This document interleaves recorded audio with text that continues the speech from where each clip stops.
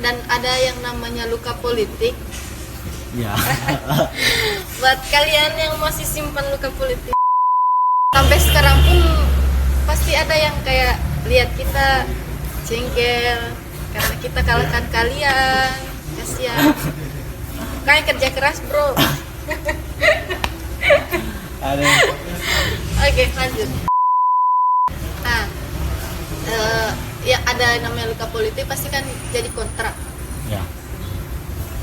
Pasti apapun yang kita lakukan, yang sekalipun itu positif, pasti mereka lihat kayak negatif. Pasti mereka cari celah paling kecil lah ya. Ini salah. Bagaimana maksudnya tanggapan dari itu persoalan itu? Ada pesan yang mau dititipkan sama beliau mungkin? Kalau luka politik mungkin ya, artinya ya semua yang mencalon itu pasti berpikir harus menang pada saat itu. Tapi ya kalau saya pada saat itu selesai kontestasi itu, selesai sudah, teman-teman mari sama-sama, kan juga yang mencalon ini sama-sama kita punya visi yang tujuan yang sama dan hanya cara kita saja yang beda. Kemudian ya sudahlah, kita sama-sama ide teman-teman yang tidak ada di saya, tidak ada di visi misi kita pada saat itu, ayo disampaikan juga ke kita, karena kita tidak membatasi diri untuk siapapun. Nah, sekalipun memang ada teman-teman yang misalkan teman-teman di luar sana yang mungkin merasa entahlah, tapi saat ini memang ya pasti ada pro kontra, banyak yang kritik. Bahkan salah satu contoh misalkan kegiatan yang selama COVID ini, pembagian sembako dan lain sebagainya, itu dianggap dipandang negatif juga. Tapi ya saya selagi semuanya kita nawa itu positif, kemudian teman-teman berumah kerja, kemudian kita kerjakan juga ikhlas dan sesuai dengan prosedurnya, ya kita jalan terus. Adapun yang mengkritik ya bagi saya tidak salah mengkritik, tapi ayolah kita kedepankan nalar-nalar positif kita.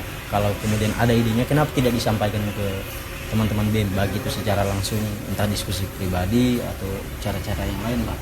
Tidak usah pakai cara-cara yang tidak bagus, apalagi orang-orang yang berada juga di lembaga, karena itu mempertontonkan masa orang-orang di lembaga seperti ini. Akhirnya teman-teman mahasiswa mungkin yang angkatan bawah yang tadinya ingin jadi ketua lembaga jadi malas gitu, karena lihat apa ini tadi. Jadi itu saja pesan saya, kritik boleh silakan ya, kita juga merasa meyakini bahwa yang kita lakukan belum sempurna, iya, makanya kita juga butuh masukan ya. Itu yang disampaikan, jangan di pola kiri kanan itu ya. Jadi benar, kritik itu memang enak sekali emang kalau kita mengkritik. Dan juga seperti yang disampaikan Ketua BEM, jika ada ide, cobalah beritahu BEM, beritahu anggota BEM secara pribadi mungkin, atau dengan cara yang lebih baik. Dengan cara yang lebih baik, jangan langsung dibuang keluar, atau ini seharusnya ini, tapi BEM tidak. Alangkah lebih bagusnya kalau ide yang kamu lontarkan tadi itu langsung sampai ke telinganya anggota BEM, seperti itu. Mungkin ya, bisa didiskusikan bersama. Iya. Gitu, kita bisa lakukan apa tidak. Buat yang suka cari-cari celah juga, ya kalau kegiatan positif seperti ini harusnya diapresiasi. Sudahlah, kita lupakan dulu yang itu. Ada yang lebih urgent, itu mungkin ada COVID-19 ini, banyak yang butuh bantuan kita kayak gitu. Coba maksudnya sudah syukur masih ada orang-orang yang kayak beliau, kayak teman-teman yang masih berpikiran positif mau membantu yang lain. Nah, sekalian juga klarifikasi tentang di luar sana yang bertanya, wakil mana? Selalu kalau ketua BEM mau posting apapun, wakil mana? Ya tidak mungkin kita jalan sama-sama gitu. Itu bagi-bagi. Pasti kita berbagi. Ini, dilakukan itu biar semuanya berjalan efektif. Oke, kembali ke topik. Pada saat awal bulan, pada saat pelantikan sampai raker pun, kan kita tidak pernah tahu wabah ini akan datang. Program-program kerja yang disusun oleh pengurus-pengurus BEM tidak ada sedikit pun yang kan tidak ada sedikit program pun COVID datang misalkan tiba, program itu bisa tetap jalan. Iya, karena wabah ini tidak terpikirkan sedikit pun, jadi kan pasti program kerja yang kita buat pasti di lapangan dan ya seperti yang hari-hari biasa normal. Bagaimana cara ketua BEM sendiri menangani itu? Memang pada saat kita raker kan saat itu Sultra belum masuk. Belum masuk. Apa ya, kita mempersiapkan juga untuk program khusus. Ya, terkesan kita menginginkan wabah itu datang. Iya. Kita cuma menyampaikan teman-teman ya. Pada saat itu kan kita rapat dengan teman-teman semua, kemudian program yang penting sesuai dengan visi misi yang pada saat itu kita bawa pada saat misi pendalaman. Itu yang menjadi dasar teman-teman susun program. Semua itu menumpang untuk harapannya ke depannya visi misinya bisa tercapai. Ya, pada saat walau berapa bulan ya? Mungkin 1 bulan setelah raker atau berapa bulan? 1 bulan. Itu 1 bulan ya? 1 bulan di Sultra tiba-tiba sudah masuk. Dan secara tiba-tiba pada saat itu kampus mulai diliburkan, kemudian ini himbau itu. Ya semua bukan hanya lembaga kemahasiswaan, tapi ya semua institusi pun hampir semua ya merasakan memang dampaknya. Contohnya kita di BEM. Program kerja sampai saat ini memang tidak ada yang bisa dijalankan karena ya kampus sudah tidak memperbolehkan ada perkumpulan. Nah, sementara program kita semacam misalkan program penyambutan mahasiswa baru atau seminar atau yang lain ya, itu ya harus dilaksanakan di kampus dan itu mengumpulkan banyak orang. Nah, dengan sangat terpaksa itu tidak bisa kita lakukan. Nah, solusinya apa? Tidak melakukan itu juga dan tidak melakukan sama sekali itu juga bukan pilihan terbaik. Sekalipun teman-teman pengurus dan teman-teman mahasiswa rata-rata sudah di kampung.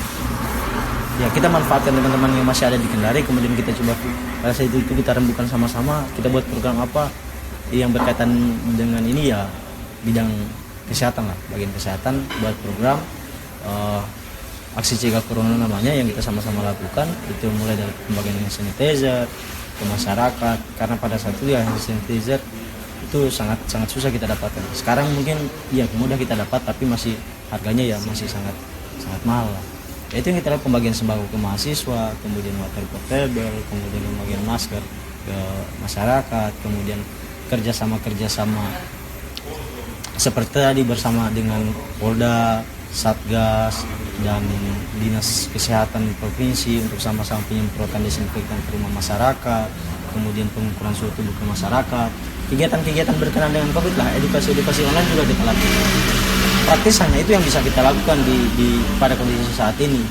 Ya itu saja yang kita maksimalkan sebenarnya. Ya oke, jadi memang program kerja yang kita buat tidak semua berjalan. Ya belum semua berjalan. Tidak semua berjalan. Padahal program kerja bagus-bagus guys. Sudah disusun. Tapi karena wabah datang, jadi ya yang sementara berlangsung kayak pembagian hand sanitizer, terus pembagian sembako untuk meringankan mahasiswa, ya. Terus penyemprotan kerjasama dengan yang lain. Nah jadi sebenarnya bukan program kerja, hanya kerjasama. Ya sebenarnya apa ya? Kalau program kerja kan memang kita sudah programkan pada saat rapat kerja. Yang seperti ini ya namanya kegiatan-kegiatan sifatnya insidentil ya. Karena kondisi dan situasi kita lakukan itu daripada tidak sama sekali.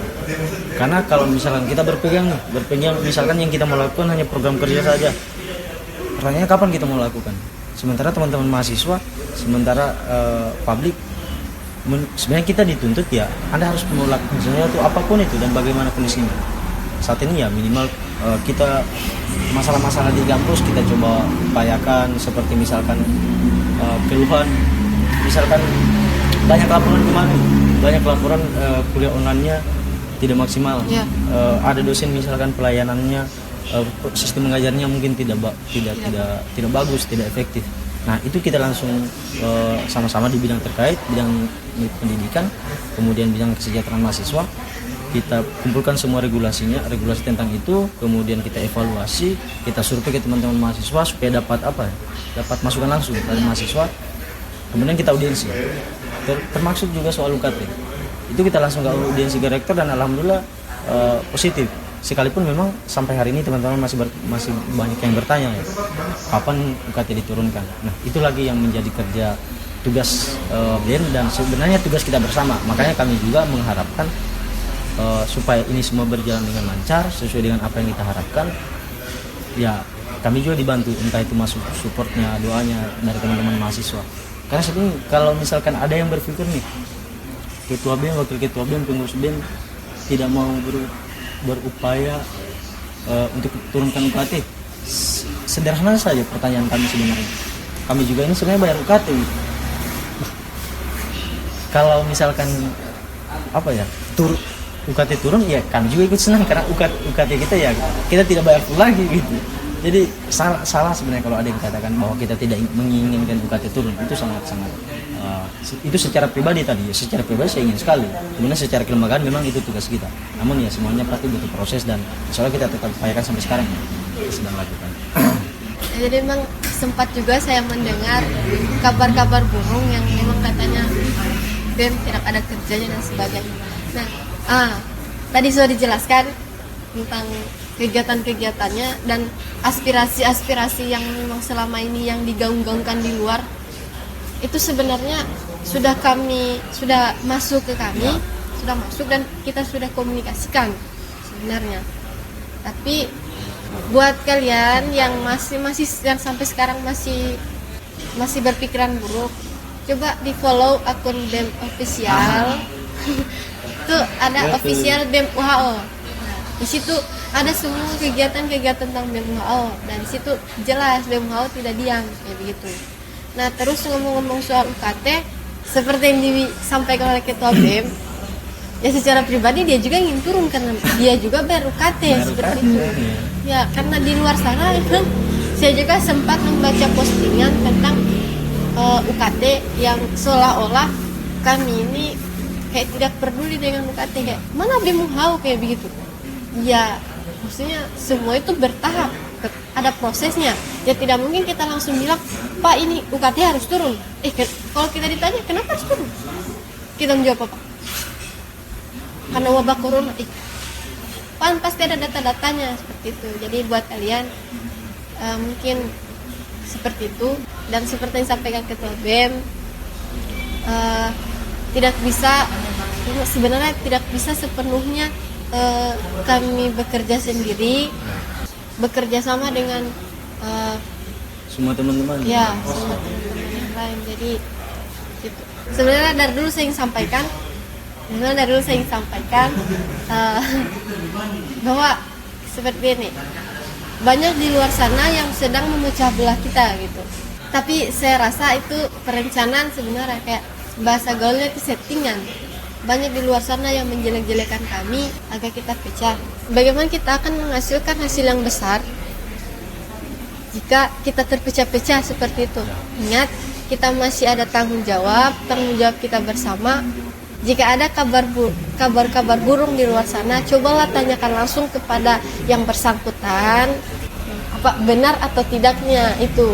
Jangan kita dengar kabar burung, kita teruskan lagi ke yang lain. Nah, itu menimbulkan perpecahan sebenarnya. Jadi bagaimana mau hasil yang besar jika kita terpecah-pecah seperti itu. Nah, karena banyak di luar sana juga yang berkomentar, dana dari mana itu? Ya, di sini saya akan klarifikasi, dana sembako dari mana, dana ini supaya orang diam gitu. Jadi pertanyaan yang banyak bertanya soal sumber dana. Memang bahkan di luar itu ada yang bilang 100 juta, ya. 150 juta, 200 juta, sekian ratus juta. Sebenarnya karena ini kegiatan awalnya kegiatan donasi. Jadi sembako itu contoh misalkan kampus kemarin kasih 365 paket sembako. Itu paket sembako bentuk sembako 365 paket. Dan itu ada rilis medianya. Kemudian kayak seperti ada lagi pendonasi lain, itu ada yang berikan misalkan paket masker, kemudian ada juga yang berikan misalkan hanya telur, hanya beras, ada juga uang tunai pribadi yang 100.000, 200.000, 500.000 100.000 ada yang tanpa nama, ada juga yang tidak. Anggaran bentuk uang benar ada, tapi kalau misalkan ada sampai 100 juta, 200 juta, itu sangat tidak mungkin. Kenapa pembagian sembako ini baru bisa dilakukan beberapa hari kemarin, tidak dari jauh sebelumnya? Ya alasannya itu karena maksudnya data mahasiswa sekian, sementara sembako yang atau uang kemudian sembako yang kita dapatkan itu baru sekian, belum cukup. Kalau betul kita dapat uang 100 juta 200 juta ya pasti langsung kita anggarkan. Bahkan sebenarnya teman-teman kita kerja setiap harinya itu ya sesekali uang pribadi kerja di lembaga ini kan kerja ikhlas gitu. Ya jadi itu tadi terjawab. Sembako dari mana? Ya dari kampus, dari sponsor. Ya keluarlah donasi. Jadi kan kemarin BMUHO juga sempat open donasi. Nah dari situ juga kayak dikirim, ada yang 100, ada yang begitu-begitu. Dan isu-isu yang 100 juta itu saya minta maaf ini yang buat itu isu 100 juta. Itu mungkin harga mobil. Kalau ada itu uang 100 juta saya dapat bagian pasti. Tapi ini kok daerahnya setiap punya gitu. Jadi yang 100 juta itu tolong kasihan kalau bikin isu yang masuk akal juga gitu.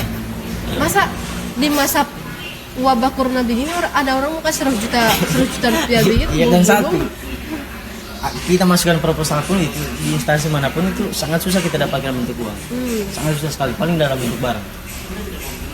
Siapapun silakan coba. Kalau ada yang banyak donasinya dia masukkan proposal kemudian semuanya bentuk uang masuk, itu sangat susah. Misalkan kayak di Polda misalkan, kemudian di Pemprov misalkan, sekalipun kita masuk uang boleh, sembako boleh, bentuk masker mungkin boleh, pasti yang ada masker, yang ada sembako. Kenapa? Karena memang siapapun tahu penganggaran itu rata-rata dialokasikan untuk COVID dan semuanya. Ya kalau COVID, kita bicara COVID yang diberikan sekarang, kalau bukan sembako, masker, sanitizer, yang paling itu saja.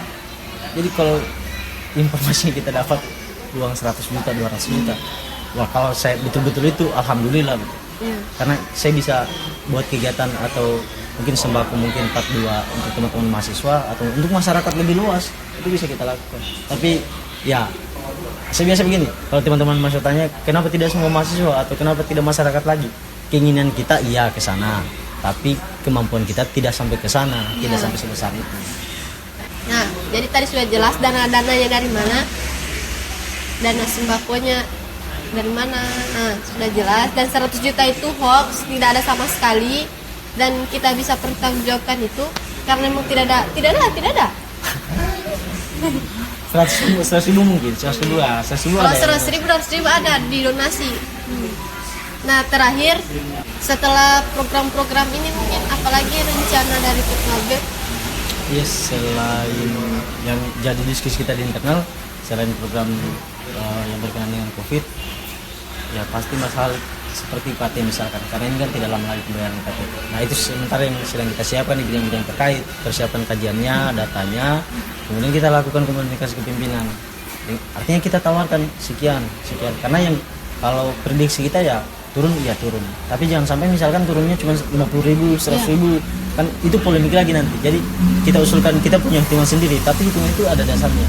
Nah teman-teman siapapun, teman-teman fakultas, teman-teman jurusan, atau teman-teman mahasiswa yang bikin lembaga bisa untuk berikan sarannya, masukannya terkait itu salah satu yang sedang direncanakan. Nah, buat teman-teman yang mungkin punya ide atau masalah yang ingin dibagikan ke BMUHO, ya langsung saja ke BMUHO, bisa di DM, bisa DM, ada di sini Instagramnya, langsung follow terus DM, jangan lewat perantara seperti itu. Nah itu dia tadi kita sudah berbincang panjang mulai dari biodata BEM, dari kesehariannya, terus kisah suaranya. Saya ingatkan kembali dia jomblo, terus nanti di bawah sini ya. Instagramnya di sini dan ini Instagram. Nanti di follow. Tadi apa? Biodatanya, kesehariannya, kisah asmaranya, terus bisa motivasi hidupnya, terus pencalonan BEM, terus terpilihnya, program kerjanya sampai dananya pun kita ulik tadi. Tadi sudah jelas semua. Sebagai penutup, mungkin ada yang ingin disampaikan oleh Ketua BEM sekaligus sebagai closing statement. Harus sudah ini penuhnya ya penuhnya. Sebagai closing sebagai ketua, karena tadi sebagai ketua BEM, saya sebenarnya mengharapkan problem kita iya banyak, kinerja kita sempurna iya tidak, tapi yang pasti bahwa kami dari BEM, kami tidak janjikan kesempurnaan hasilnya, tapi yang bisa kami janjikan, kami selalu mengupayakan semua itu bisa kita lakukan sama-sama. Nah, makanya harapannya semua ide, semua masukannya itu disampaikan, baik itu misalkan tadi melalui media sosial itu bisa, kemudian juga di fakultasnya kan mungkin ada juga lembaga-lembaga terkait, itu juga bisa mereka teruskan ke kami. Jadi sebenarnya ada banyak cara, tidak mesti kita bertemu langsung. Di Instagram juga bisa, lewat Instagram misalkan, Facebook juga bisa, apapun itulah. Ya, itu yang saya harapkan teman-teman, mari kita sama-sama bantu saya, bantu kami teman-teman pengurus BEM. Kami juga tidak akan lupa apa yang menjadi tugas kami, dan insya Allah itu kita akan lakukan semaksimal mungkin. Jadi itu tadi, jangan lupa, jika ada masalah dan keluhan jangan lupa DM Instagram BEM Hau. Dan ini Instagram Ketua BEM Hau. Oke, jadi Si Ani juga subscribe channel ini. sampai di akhir bincang-bincang kita dengan tema Revina bertanya. Jangan lupa like, comment, and subscribe. Dan